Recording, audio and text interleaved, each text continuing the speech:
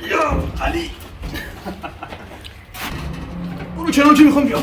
برو کنار.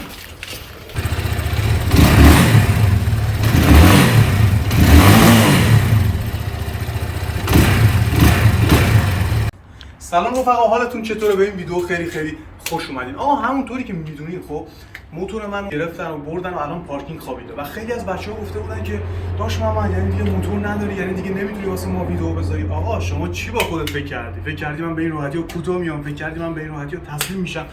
موتور ازم بگیرن اون یکی موتور رو در میارم، اون یکی موتورم ازم بگیرم موتور رفیقمو قرض میکنم، موتور رفیقمو قرض کنم ازم بگیرن اون رو دیگه نمیدونم باید چیکار کنم. ولی به هر جهت بچه‌ها موتوری که قبلا خریده بودم، من یه موتور هولوش نمیدونم 4-5 ماه پیش خریده بودم و با قیمت خیلی خوبم اینو خریدم و گذاشته بودمش تو پارکینگ که حالا هوا گرم‌تر شد بتونم بفروشمش.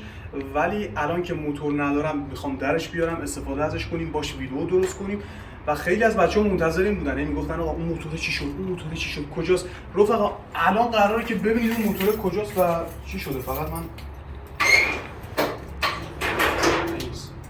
اینجا که نمیتونم بیارمش، ماشین جلو چیزو گرفته جلو. نیاد اون بالا، من نیاد، چیز خصوصی اون توه مرد حسابی.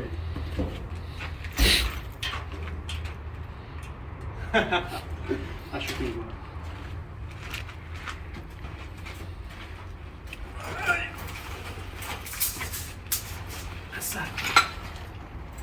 بچه پامم خیلی درد میکنه واقعا، موتورم سنگینه لامصب.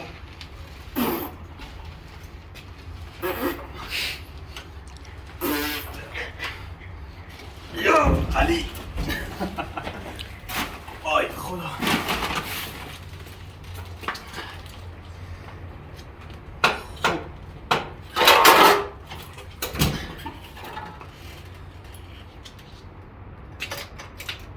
موتور رو در بگیم، سویچ هم انداختیم جا. برو کنار که میخوام بیام. برو کنار.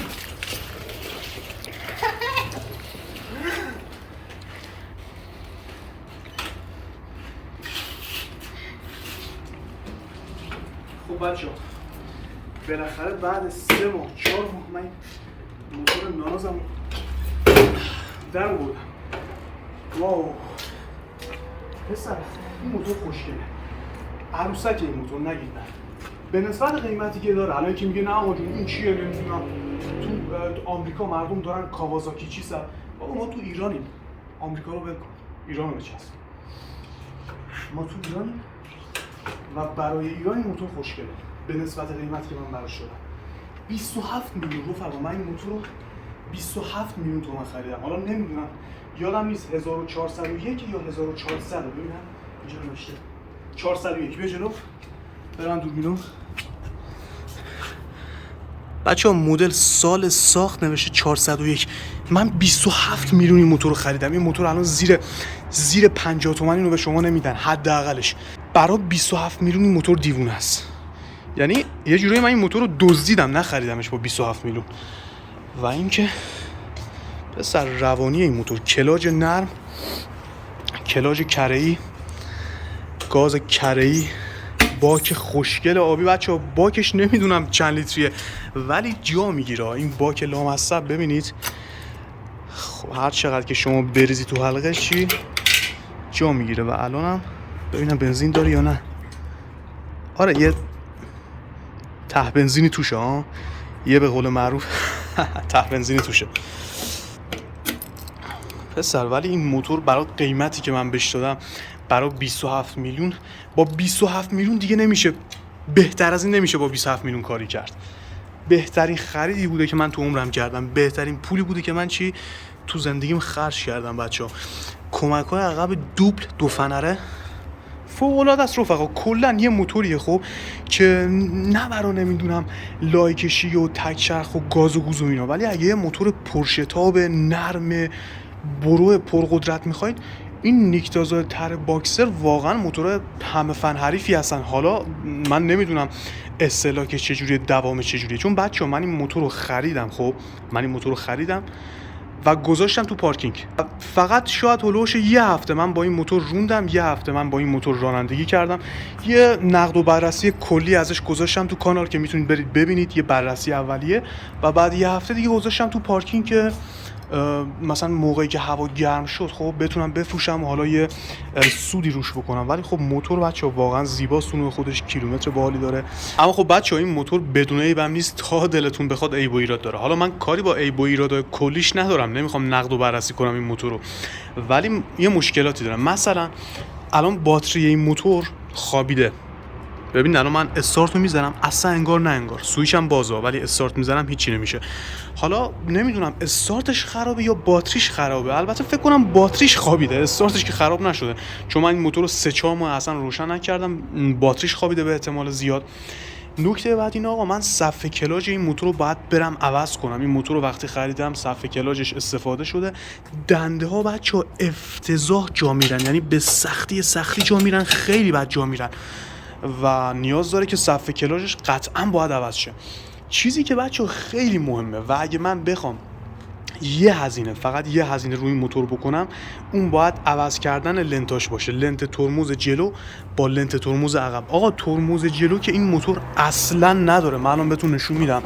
یعنی الان ببینید من ترمز جلو میگیرم، اصلا انگار نه انگار. ببینم چیزی به اسم ترمز جلو اصلا نداره. خب ترمز عقبش هم وقتی میگیری یه صدا خیلی ناتوری میده، صدا قرچ بدجوری میده، به قول معروف صدا آب میوه گیری میده. میدونین چی میگم؟ و اصلا ترمز عقب نمیگیره، یا اگه بگیره با یه صدا خیلی بد ترمز میگیره و به ترمز قفل میکنه و فکر میکنم که لنتش خیلی ضعیف شده، گوشی براش نمونده باشه، رسیده به استخونش. یکم دیگه من اگه اینجوری باش ادامه بدم ممکنه که بشکنه و تو سرعت بالا قفل کنه و دیگه داش محمدتون به رحمت خدا بره و شما بیاید زیر ویدیوهام برام صلوات بفرستین و فاتحه بخونید. آقا پس چی شد؟ این موتور یه باتری میخواد، یه صفحه میخواد و مهمتر از همه چیز لنتاشو باید عوض شن، لنت عقب، لنت جلو. بچه‌ها یه چیز دیگه که این موتور قطعاً بهش نیاز داره اینه که من باید برم روغنشو عوض کنم. ببینید الان نزدیک 3-4 ماه این موتور خوابیده و درسته که من ازش استفاده نکردم، کار کردی ننداخته خب، ولی روغنش اصلا سیاه شده. نمیدونم میتونید ببینید یا نه، روغنش سیاه شده و باید روغنش عوض شه.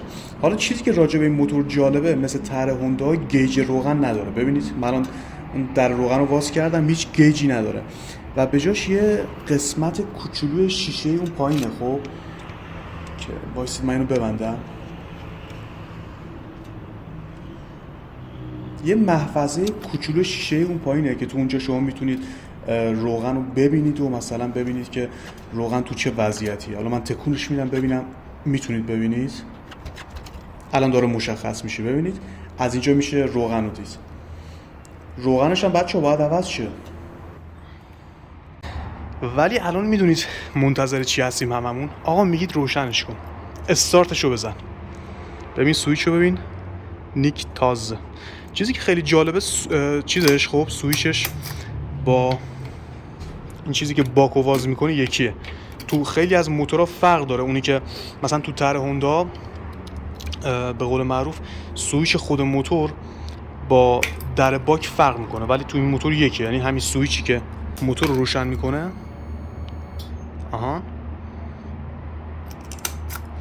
فرق داره با اینی که در باکو باز میکنه، ولی تو این موتور یکیه. ببین من هم با این در باکو باز کردم و هم باش موتور رو روشن میکنم. حالا بچه‌ها میدونید هممون منتظر چی هستیم؟ میگید آقا روشنش کن و بذارید با دست امتحان کنیم. داش محمد میدونید که عادتش اینه با دست موتور رو روشن میکنه. داش محمد با دست هندل میزنه و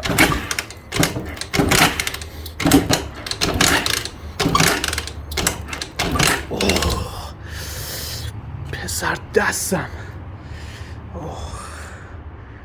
بچه‌ها دستم ترکید. واقعا این موتور کمپرس خیلی خیلی زیادی داره، کلا 200 همشون کمپرس بالایی دارن. بذارید ببینم با استارت روشن میشه یا نه. بعد 4 ماه واقعا یعنی چی؟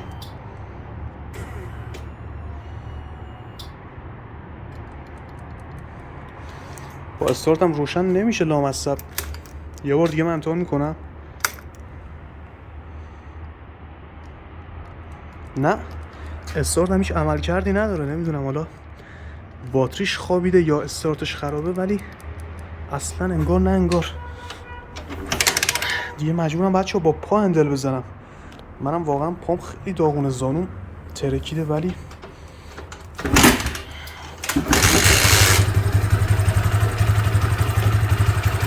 خب رفقا روشن شد.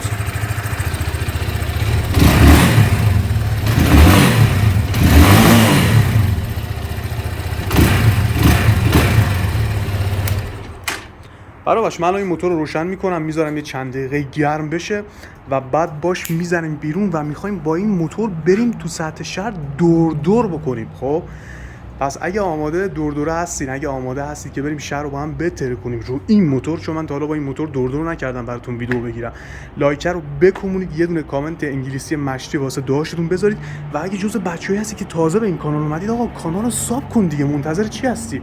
و بگید که نظرتون راجع به این موتور چیه. من که از این موتور خوشم میاد. موتور خوشگلیه. برای خیلی میخوامتون، خیلی دوستتون دارم. تا ویدیو بعد آقا، خدا نگهدار.